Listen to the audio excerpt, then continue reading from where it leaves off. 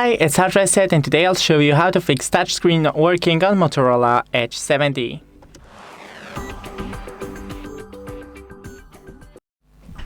So first, click and hold the power on button and volume up button at the same time. Okay, and hold it till your phone restarts. It may take a couple of seconds.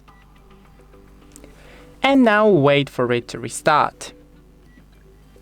After your phone has restarted, it should work perfectly normal.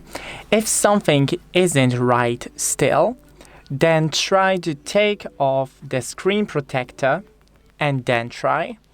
And if that doesn't help, you need to go into a phone service store. Thanks for watching. Don't forget to leave a like and see you in the next one.